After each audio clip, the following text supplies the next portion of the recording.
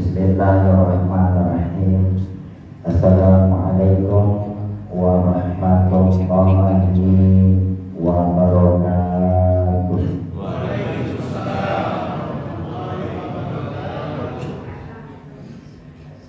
Alhamdulillah, alhamdulillahilladzi ba'atsa fina nabiyyahu bi ahsanil anbiya.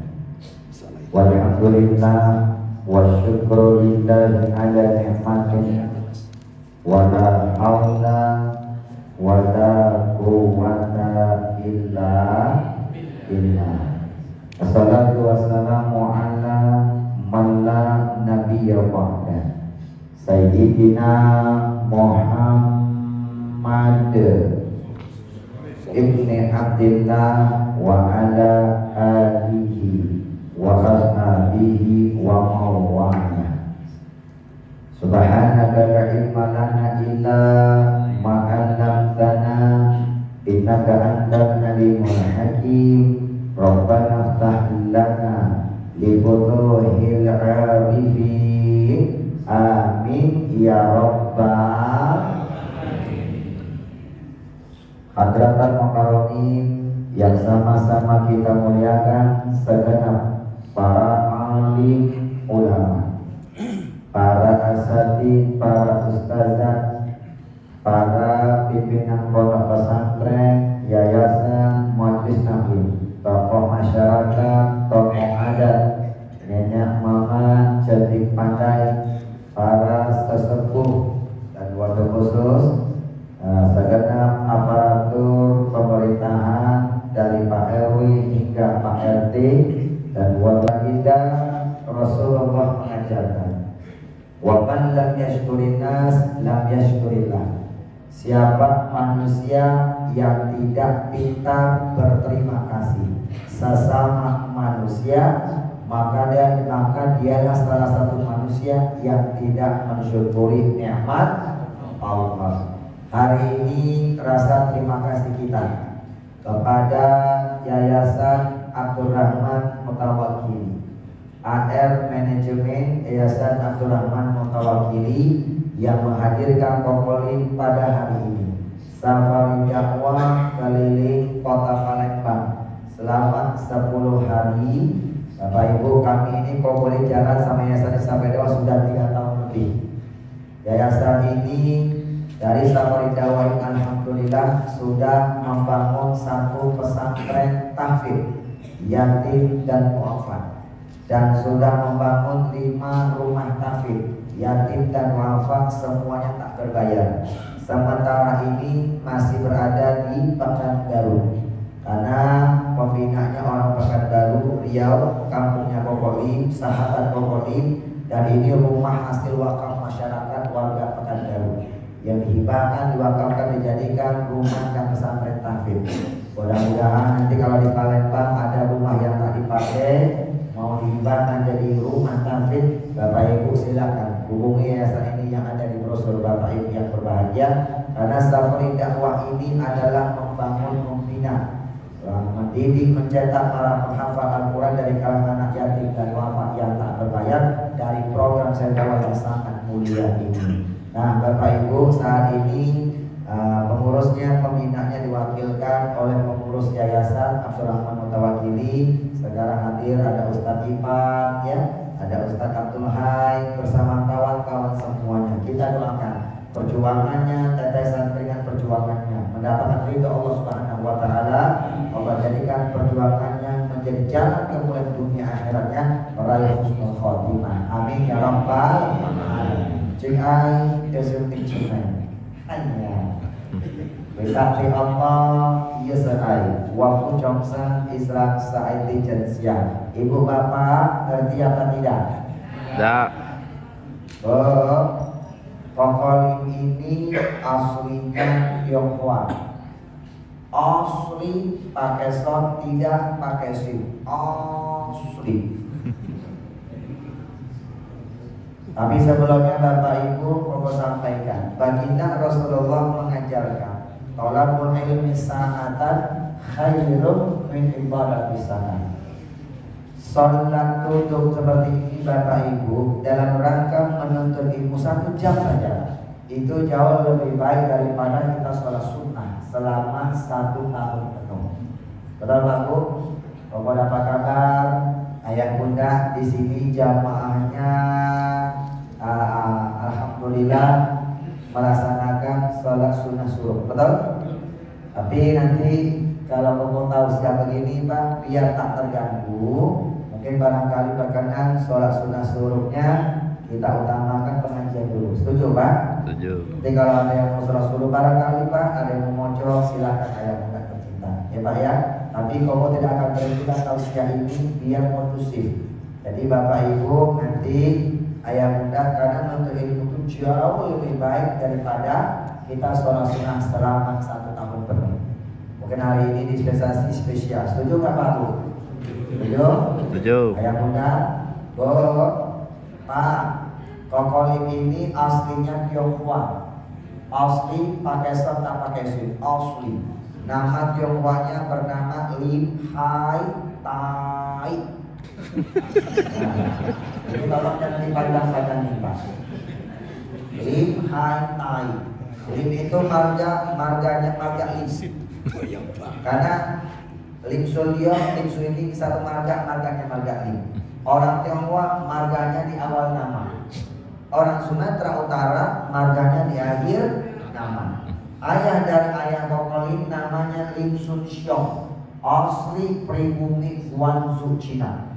Di zaman penjajahan kakek kokolim ini berlayar ke Malaysia, berlayar ke Indonesia, terdaftarlah di Provinsi Riau, Sumatera. Tampaknya Kecamatan Bukit Batu, Kabupaten Bengkalis. Rumahnya tak jauh dari makam Datuk Laksamana, Raja di Laut. Lahir seorang putra bernama Lim Wan Hu. Beliau ayah kandungnya Koko Lim, tokoh agama Buddha, kepala wihara yang ada di kota Dumai, Riau. Dan beliau seorang suhu dalam Islam Pak, setingkat sama Kiai Sepuh kalau dalam agama Islam. Dan beliau sudah almarhum beberapa tahun yang lalu, belum sempat masuk agama Islam. Walaupun sudah beberapa kali kau bujuk, kau sampaikan Islam Pak, memang Allah beliau tidak dapat hidayah Allah Subhanahu Wa Taala. Ibu kokolim asli pribumi Bengkalis, suku Laut, orang tua dulu animisme yang tak kenal sama agama. Menikah sama ayah kokolim yang beragama Buddha, ikut beragama Buddha. Sekarang ibu kokolim sudah masuk Islam 19 tahun yang lalu. Alhamdulillah. Dari Riau menjemput, bawa ke Jakarta, ikut tinggal bersama kokolim Cibubur, Jakarta Timur. Sekarang usianya sudah 75 tahun. Pak, Bu, doakan semoga ibunda panjang umurnya, sehat walafiat, berkah usianya, wafat kelak meraih husnul khotimah. Bu, Bunda masih hidup? Masih. Bu, ibu kokolim ini lahir dari keluarga yang betul-betul paling kecil Pak. Karena satu bapak satu ibu cuma 16 bersaudara. Alhamdulillah. Kokolim lahir di kota Dumai, Riau, masuk Islam di kota Dumai, Riau. Sekarang tinggal Cibubur, Jakarta Timur. Lahir dari keluarga yang beragama Buddha. Satu bapak satu ibu cuma 10 bersaudara. Yang sudah masuk Islam 8 orang, sama ibu sudah 9. Alhamdulillah. Tinggal 2 yang masih beragama Buddha ada di Pekanbaru Riau. Doakan Bapak Ibu dari jamaah Masjid Darul Mutakin yang soleh dan solehah. Mudah-mudahan barokah doa Bapak Ibu, barokah masuk hari ini. Yang duanya Pak Allah berikan hidayah Allah. Jadi kokolim ini asli Tionghoa. Nama aslinya Lim Hai Tai. 21 Juli 1994 pas naik kelas 3 SMP dari kota Dumai, Riau, atau kota Duri, Riau. Kokolim mengucapkan 2 kalimat syahadat. Sah dari Muslim, namanya diganti Muhammad Usman Ansori. 2005 Kokolim mulai dakwah di layar kaca, mengikuti kontes audisi dai TPI tahun 2005. Dangdut ada KDI, ada terkenal Nasara. Kalau pelawak ada API, Akademi Pelawak TPI yang terkenal Rina Nosek dan Sulit. Satu lagi Pak, kita di DAI-nya.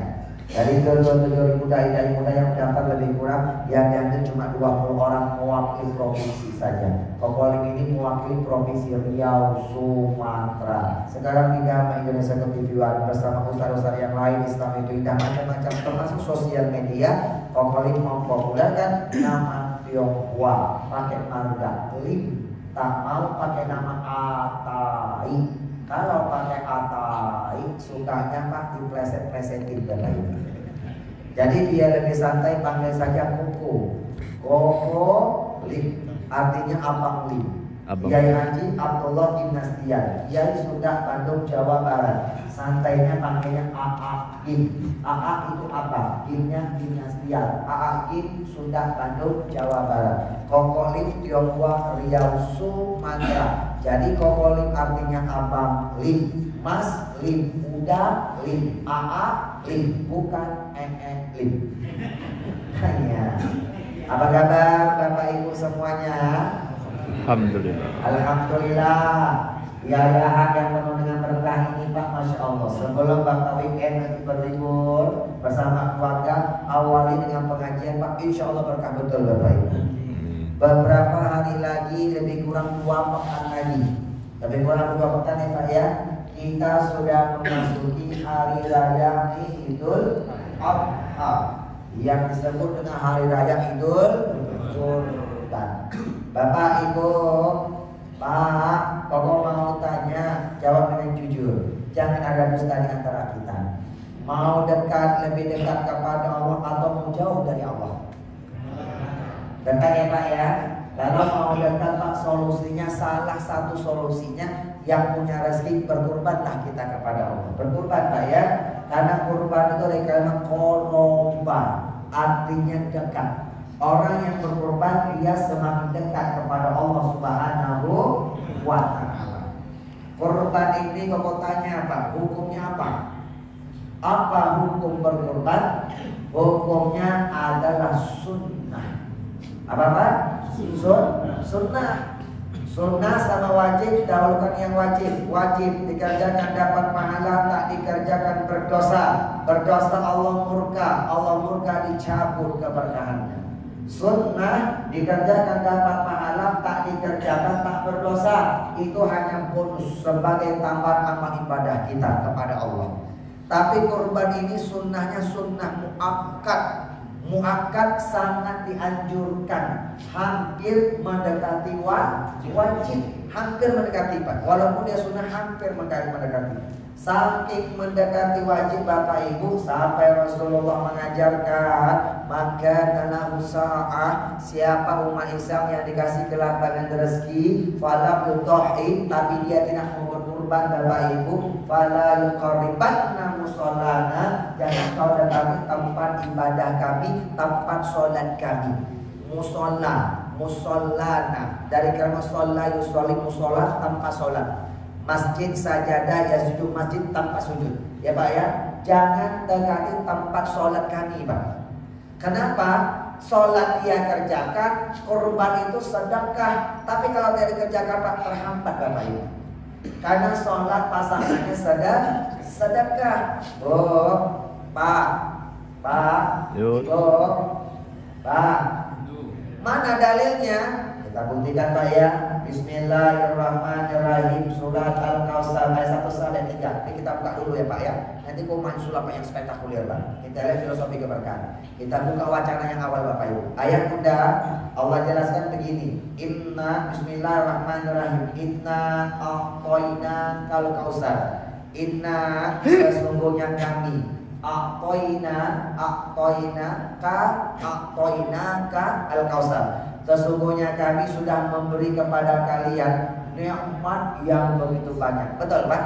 Betul. Matahari sinarnya gratis, oksigen, udara gratis, kenyamanan gratis, rezeki gratis, kesehatan gratis. Banyak betul Pak. Wa in ta'udu ni'matallahi la tuhsuha. Kalau kita mau berhitung Pak 5 waktu tak mampu katanya. Begitu banyak yang Allah berikan, ya Allah minta cuma 2. Jadi kalau Allah ciptakan aku bernikmat yang begitu banyak, ya Allah minta rasa syukur. Rasa syukur kita, rasa syukur 2. Rasa syukur itu ungkapkan yang pertama, fasholli lirabbik, maka dirikanlah sholat untuk Tuhanmu. Wanhar, lalu kalian berkurban, bersedekah, artinya. Ya Pak ya, sudah kalau ini cuma sholat dan sedekah Pak. Rasa syukur kita itu Pak, ya Allah kita cuma 2, sholat dan sedekah. Ibu, Pak, Bapak amalkan sholat wajib, sedekah wajib. Sedekah wajib itu namanya zakat. Zakat itu sedekah wajib Pak. Ya Pak ya, baru itu Bapak berkurban Pak. Ibu, sedekah wajib itu namanya zakat. Dia ngomong sedekah wajib bukan pokoknya, tapi Allah sendiri jelaskan Pak. Surat At-Taubah ayat 60. Apa kalimatnya? Innamas shadaqat. Sesungguhnya sedekah kalian adalah pertolongan Pak. Lil fuqara wal masakin wal amilin 'alaiha wal mu'allafati qulubuhum wa fir riqab wal gharimin wa fi sabilillah wa banis sabil. Kalimat yang terakhir, fariidatan minallah, suatu kewajiban dari Allah, namanya sedekah wajib. Sedekah wajib itu namanya zakat. Zakat itu pembersih harta kita. Zakat itu kan ada 2, zakat fitrah terjadi di bulan Ramadan, yang kedua zakat mal, zakat rezeki ya Pak ya. Tiap Bapak dapat rezeki sebelum dimakan sama istri Pak, kita simpan Pak, Bapak sisihkan dulu Pak ya Pak ya. Bapak keluarkan 2,5% zakat mal. Ibu, Bapak, Pak, Bu, karena sholat itu pasangannya sedekah. Sholat wajib, sedekah wajib, namanya zakat. Mana dalilnya? Oh boleh ketika menghafal Quran Pak, 1 tahun 8 bulan Pak, 114 bulan, boleh meneliti Pak. Ketika Allah perintahkan sholat, pasti kalimat berikutnya tunaikan zakat, tak kurang dari 24 ayat. Kita baca surah Al-Baqarah ayat 40. Ayat Bapak Ibu, waqimus sholata wa atuz zakata warka'u ma'ar-raki'in. Dirikanlah sholat, tunaikan zakat, rukulah kalian bersama orang yang ruku. Al-Baqarah ayat 110. Waqimus sholata wa atuz zakata wa ma tuqaddimu li anfusikum min khair tajidu Allah innallaha bima ta'maluna basir. Sholat zakat Bapak Ibu. Al-Maidah ayat 55. Innama waliyukumullah wa rasuluhu walladzina amanu alladzina yuqimuna shalah wa yutuna zakah. Ya Pak ya, salat dan zakat Masya Allah. An-Nisa alam tara ilal ladzina qila lahum kufu aydiyakum wa aqimus shalah wa atuz zakah. Pak, Al-Baqarah 277. Bapak Ibu, innal ladzina amanu wa amilus sholihat, sesungguhnya orang-orang yang beriman dan beramal soleh, wa aqumus shalah wa atuz zakat, dia dirikan salat, dia tunaikan zakat, apa janji Allah? Lahum ajruhum 'inda rabbihim, dibalas kebaikannya oleh Allah Subhanahu wa taala, wala khaufun 'alaihim wala hum yahzanun. Hidupnya enggak pernah sedih, hidupnya enggak pernah khawatir, hidupnya enggak pernah galau, hidupnya enggak pernah kekurangan rezeki. Kenapa? Karena rezekinya sudah dijamin oleh Allah Subhanahu wa taala. Salat dan sedekah. Jadi begini Pak, inna a'tainakal kautsar, kami berikan nikmat yang begitu banyak. Ya Allah minta apa? Fasholli lirabbik, laksanakan sholat wajib untuk Tuhanmu. Ya wajib dulu Pak ya. Lalu kalian tunaikan sedekah wajib zakat, lalu Bapak berkorban, sunnah muakkad. Kok zakat tak disebutin kok Kolim? Karena sudah Allah sebutkan di ayat-ayat yang lain Pak. Banyak betul Pak. Di surah Al-Kautsar masalah zakat Allah tak sebutin lagi. Kenapa tak disebutin? Kalau Allah sebutkan lagi, Quran itu jadi tak indah Bapak Ibu. Contoh kalau mau sempat berbuat baik, mau sebutin nih Pak. Contoh Pak. Inna a'tainakal kautsar fasholli lirabbik wa atiz zakah wanhar. Quran pincang Pak, tak enak bunyi Bapak Ibu. Tapi Allah fasholli lirabbik wa wanhar, langsung Pak, dirikan sholat lalu kalian berkorban. Pak, sholat wajib, sedekah wajib, baru sedekah sunnah. Nanti Bapak Ibu jangan bisa kurban sampai ribuan sapi, puluhan sapi Pak ya. Tapi Bapak tak zakat yang 2,5% tak diamalkan Pak. Ya Pak ya, nanti kurbannya keberkahannya terhambat. Bukan tak terima Pak, diterima tapi terhambat Pak. Bapak Ibu, ayo amalkan. Sholat wajib, sedekah wajib, baru sedekah sunnah. Pak, Bapak Ibu, mudah-mudahan Pak dengan ini Bapak amalkan Pak. Insya Allah kurbannya berkah. Kalau kita sudah mensyukuri nikmat Allah dengan sholat dan sedekah, itu sudah mensyukuri nikmat Allah. Apa yang Allah turunkan Pak?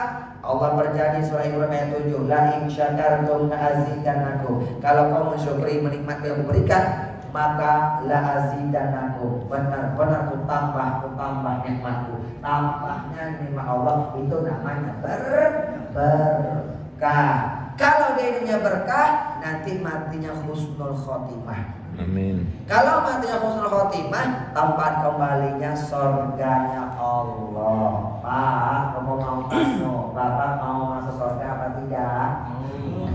Pak, mau masuk surga apa tidak? Bu, yang kamu tanya itu bapak-bapak, ibu tak usah nyaut. Ya Bu ya. Karena kalau masalah surga ini Pak Haji Tony, pokoknya tak pernah tanya kepada ibu-ibu Pak, mau masuk surga apa tidak, tak pernah tanya Bapak Ibu. Karena Pak Ibu tak pernah ditanya masalah masuk surga, karena ibu-ibu yang hadir semuanya sudah kelihatan wajah-wajah calon-calon penghuni surga. Amin. Dari tadi kok sampai di sini Pak, pokoknya tak salah tengok Pak. Pokoknya tengok Pak Erwin, ibu-ibu yang hadir semuanya wajahnya penuh bercahaya. Karena kena sinar lampu. Wah, insya Allah calon penghuni surga. Bapak Ibu, kalau Bapak mau masuk surga Pak, caranya praktis, cuma dua ya Pak ya. Ini siapa yang masuk surga Pak? Amalkan dua aja Pak. Satu, tinggalkan dunia yang sebentar ini dalam keadaan husnul khotimah. Itu aja Pak. Matinya harus husnul khotimah. Husnul cakep, khotimah penutup. Dia tuh usianya Pak di muka bumi Pak dalam kondisi cakep. Lagi sholat, sedekah, lagi baca Quran, lagi puasa, lagi di tanah suci, di masjid, di musola, majlis taklim, majlis ilmu Pak. Lagi silaturahim, lagi berkurban, lagi sedekah, lagi dia beramal soleh. Allah sedang ridho kepada dia Pak. Dicabut rohnya oleh Allah, dipanggil ya Pak ya. Ya ayat Tuhan nafsul mutmainnah, wahai jiwa yang tenang, irji'i ila rabbiki radiyatan mardiyah. Kembalilah engkau kepada Tuhan yang menciptakan kamu dalam keadaan ridho dan diridhoi. Matinya Allah senang ridho, husnul khotimah. Di mana kembalinya Pak? Allah jelaskan Pak. Wadkhuli fi ibadi wadkhuli jannati. Tempat kembalinya surganya Allah bersama hamba-hambanya yang soleh dan solehah. Jadi Bapak kalau mau surga Pak, matinya harus husnul khotimah. Bagaimana mati nanti biar husnul khotimah? Caranya biar mati kita husnul khotimah, caranya Pak, hidup ketika hidup raih yang namanya keberkahan Pak. Hidupnya harus berkah. Bagaimana supaya hidup kita berkah? Malam ini kita kupas Pak, subuh ini kita kupas Pak. Kita buka gerbangnya Pak. Gerbangnya kau buka, rahasia menggapai keberkahan. Ini edisi spesial meraih husnul khotimah Pak. Kita bahas ya Pak Bu ya, Bapak Ibu. Materi keberkahan ini Pak bukan materi sembarang materi Pak. Materi keberkahan ini Pak sudah kau teliti Pak, dan sudah kau amalkan selama 17 tahun Pak, Masya Allah. Kau tulis di buku ini Pak, judulnya Rahasia Menggapai Keberkahan. Ini buku kau tulis Pak lebih kurang 17 tahun Bapak Ibu.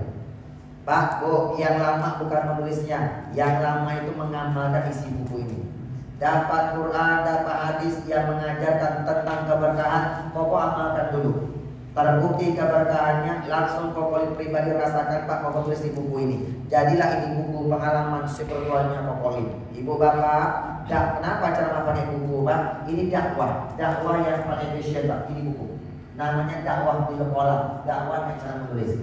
Dakwah itu minimal ada 3 Pak. Bapak Ibu usahakan pulang Pak, dapatkan 3 dakwah. Pertama dakwah bilisan, ceramah, pidato, khutbah, itu tak efisien, waktunya terbatas. Yang efisien yang mana? Yang nomor 2, dakwah di kolam menulis Pak. Ini yang paling efisien. Bapak Buya Angka sudah tiada Pak, tapi seolah-olah beliau masih hidup. Kenapa? Karena beliau punya dakwah di kolam Pak. Ada tafsir yang beliau tinggalkan Bapak Ibu. Ya Pak ya. Tapi jangan lupa dakwah yang ketiga, namanya bilhal. Apa itu bilhal? Amalkan, praktekin. Islam mengajarkan al-ilmu bilangan malin kasyajari bila samar. Dapat ilmu tapi tak diamalkan seperti pohon yang tidak berbuah. Bapak Ibu, hari ini insya Allah Bapak Ibu pulang dapat 3 dakwah dari Kokolim Pak. 1, dapat dakwah bilisan. Bapak akan dapat tausiah Kokolim Pak. Kita buka gerbangnya Pak. Rahasia menggapai keberkahan, edisi spesial meraih husnul khotimah. Nanti yang kedua dapat dakwah bil kolam Pak. Pulang semuanya bawa buku ini Bapak Ibu. Bawa Pak. Bukunya Pak, bawa Pak, ribuan eksemplar Pak. Banyak Pak. Kemarin sudah menipis Pak, sudah habis Pak. Dikirim lagi di Jakarta Bapak Ibu. Masya Allah. Dikirim terus Pak, Masya Allah. Tak berapa buku Pak, alhamdulillah. Oh, sekali cetak 3.000 eksemplar Bapak Ibu. Pak, dikirim Pak, Masya Allah. Bukunya dikasih cuma-cuma. Bukunya nanti di ending ceramah Pak sebelum pulang Pak dikasih cuma-cuma, tak jual beli. Ya Pak ya, dikasih sebagai cindera mata Pak. Oh tinggalkan Pak, tak jual beli sama manusia Pak. Makanya tak jual beli, makanya ini buku tak ada di Gramedia, tak ada toko buku manapun saja. Memang bukunya kok bikin Pak tak berniaga sama tak jual beli. Kenapa? Jual beli sama manusia itu namanya berniaga sama manusia, itu dari sukses. Bukunya Pak nanti spesial Pak, berniaganya sama Allah.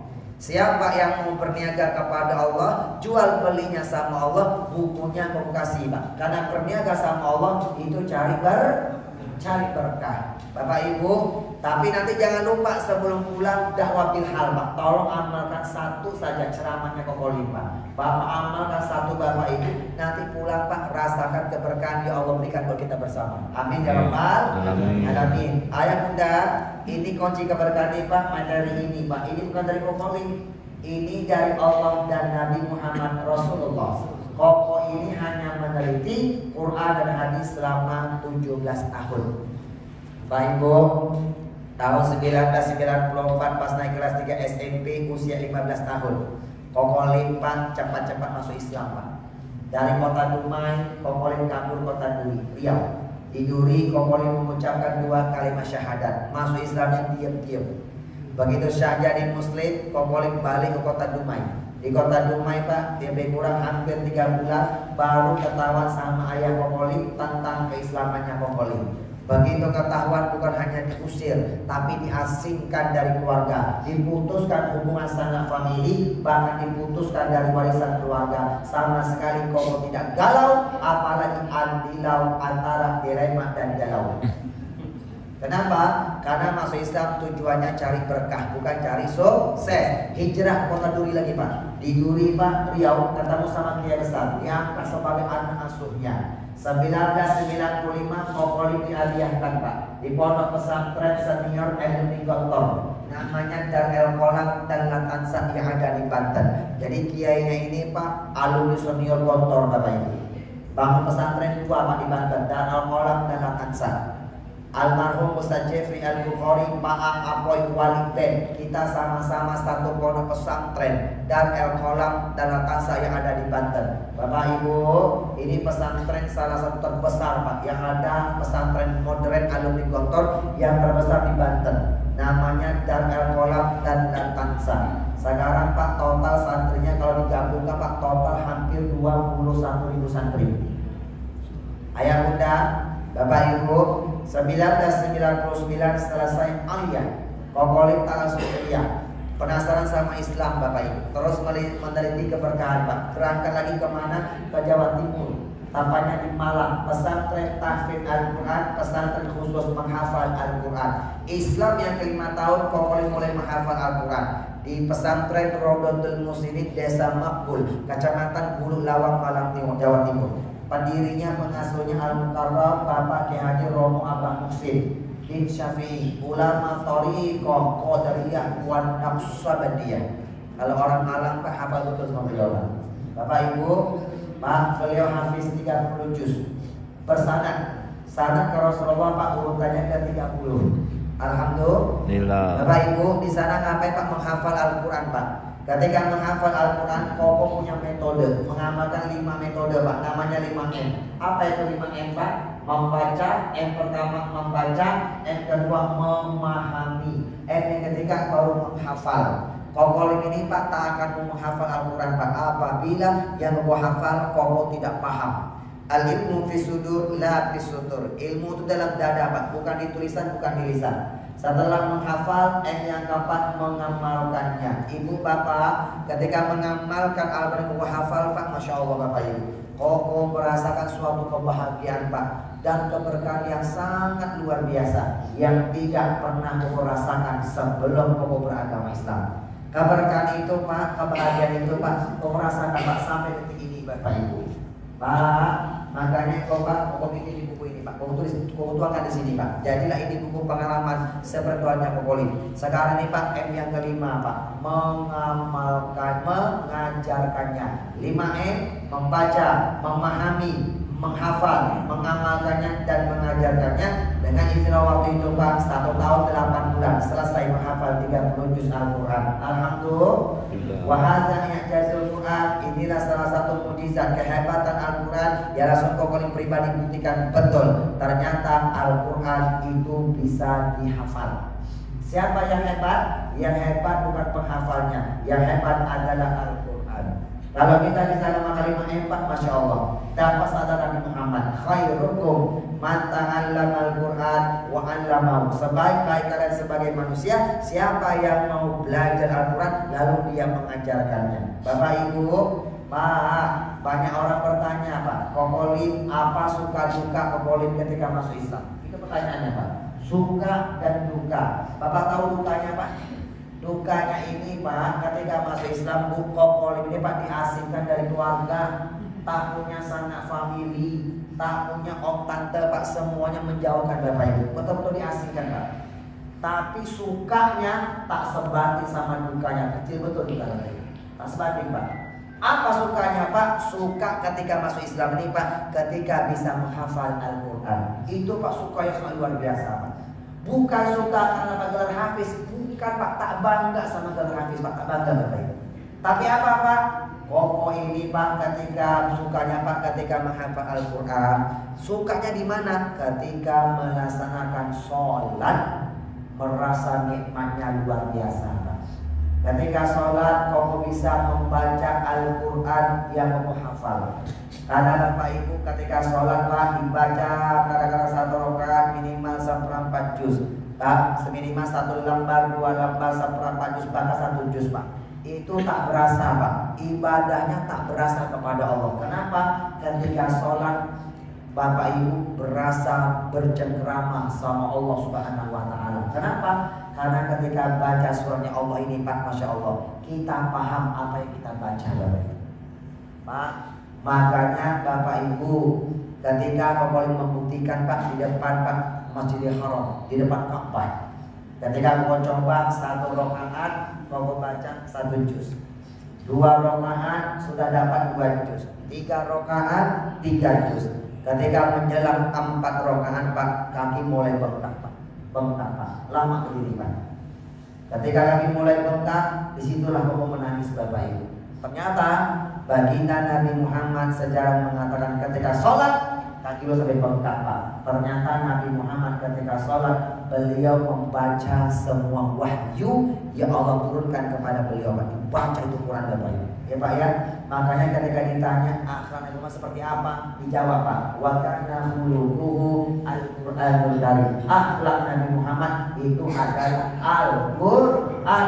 Kita baca Al-Quran, kita pahami isi artinya, Bapak amalkan isi Al-Quran, Bapak ini sudah berakhlak Al-Quran.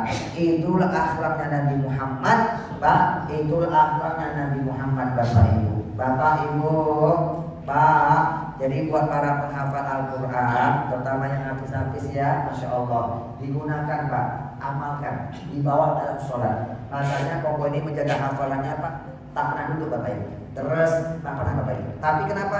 Ketika menjaga hafalan itu di dalam sholat. 1, sholat hafalnya tajam. 2, berkahnya hafalan Quran itu Pak ketika beribadah kepada Allah Subhanahu wa Ta'ala. Bukan bangga dengan gelar hafiz Bapak Ibu. Sudah ya Bu ya?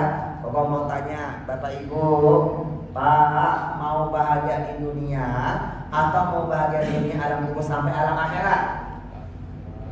Sampai alam akhirat. Kalau mau bahagia sampai alam akhirat itu namanya berkah. Tapi kalau bahagia cuma di dunia itu namanya sukses. Kalau mau bahagia sampai alam kubur, sampai alam akhirat, maka kata Rasulullah tak usah jauh-jauh dari Al-Quran. Ya Pak ya, pedoman hidup kita. Kenapa? Karena Rasul mengajarkan nanti kalau hari kiamat datang, penolong kalian yang paling tinggi derajat di sisi Allah itu bukan malaikat, bukan nabi Pak, tapi penolong kalian yang paling dahsyat, yang paling tinggi di sisi Allah derajatnya Pak, itu adalah Al-Quran. Ya Pak ya. Oh, nanti kalau kiamat datang, Bapak Ibu baru merasa betul. Kiamat itu kan ada 3 Pak.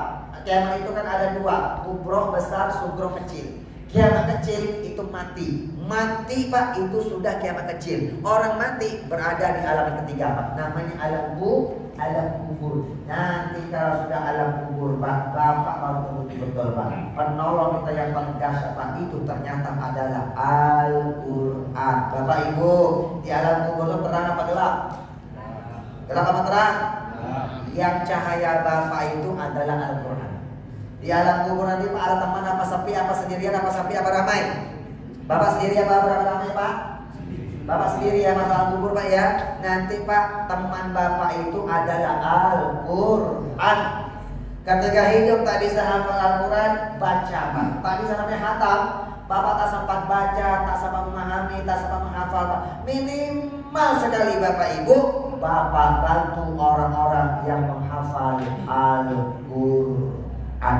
Ya Pak ya, bantu Pak. Bapak bantu rumah tahfidz, bantu pesantren tahfidz. Ya Pak ya, Bapak nanti dapat keberkahan Al-Quran Pak, sama pahalanya Pak, keberkahannya Pak, seperti mereka yang menghafal Al-Quran. Kenapa?